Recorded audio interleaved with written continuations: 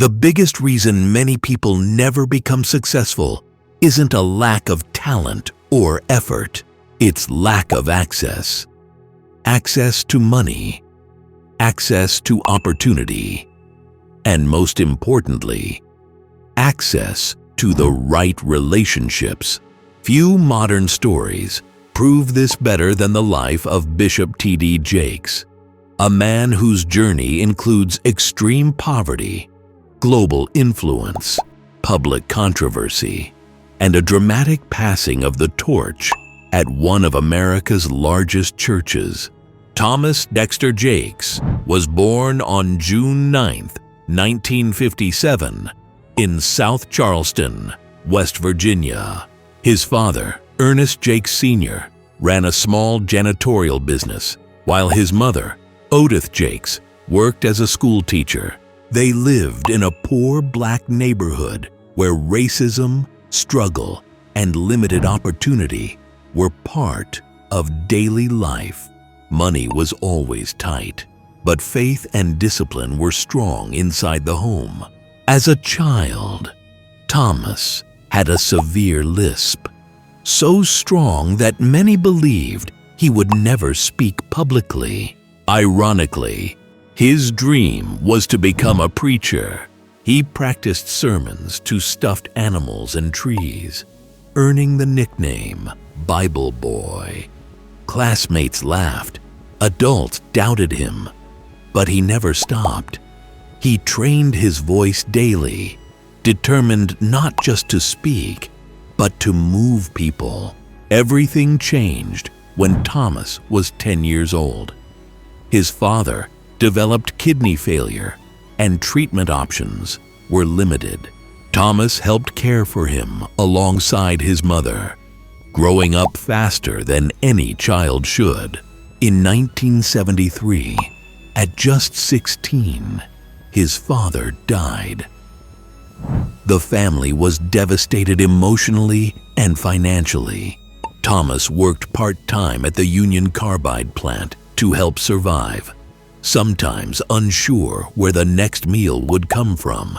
Despite the hardship, he continued preaching. In 1976, at 19, he delivered his first official sermon. By 1979, he was ordained. His lisp remained, but people listened because his words came from lived experience, not theory. In 1981, while preaching at a revival in Beckley, West Virginia, he met Sarita Ann Jameson. She carried her own painful past, but felt an immediate connection. They married 6 months later. Their early marriage was extremely difficult. They were broke, and Sarita worked night shifts as a Christian radio DJ to keep the lights on. Soon after, she suffered a devastating car accident that crushed her legs. Doctors doubted she would walk again, but Thomas helped her relearn how to walk, strengthening their bond forever. At just 23, T.D. Jakes opened his first church, Temple of Faith Church, in Montgomery, West Virginia. It had only 10 members and operated out of a small storefront.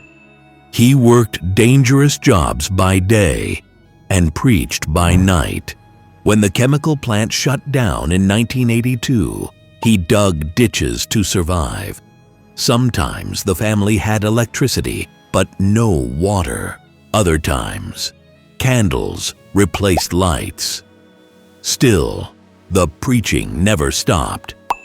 That same year, he took over Greater Emmanuel Temple of Faith in Smithers, West Virginia, another tiny church with only 10 members.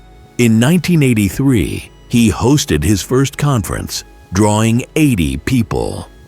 He then took a major risk, paying $45 for a radio slot and launching Back to the Bible.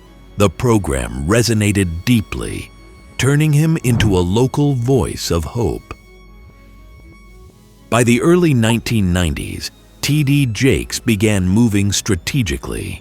His ministry expanded from Smithers to South Charleston, then to Cross Lanes, a mostly white suburb.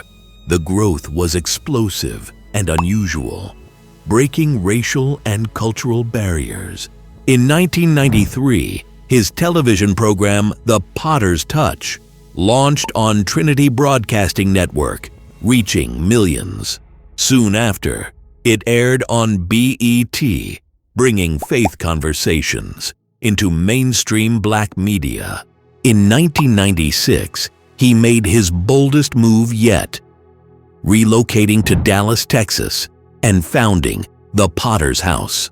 What began with a few thousand attendees grew into a global megachurch with over 30,000 members.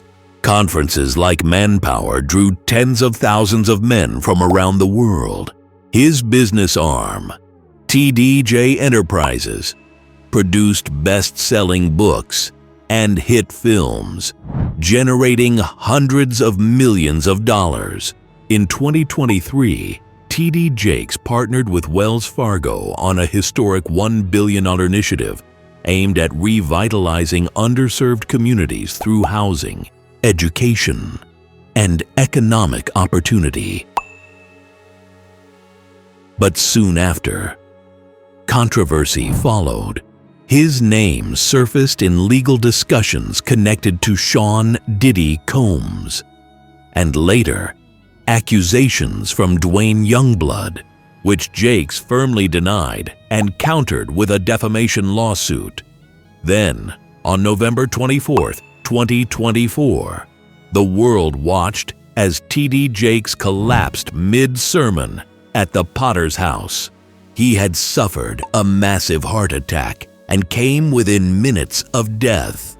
The experience changed him forever. On April 27, 2025, he announced that his daughter Sarah Jakes Roberts and her husband Tay Roberts would become the new senior pastors of the Potter's House. From teen motherhood to global leadership, the transition marked not an ending, but a rebirth.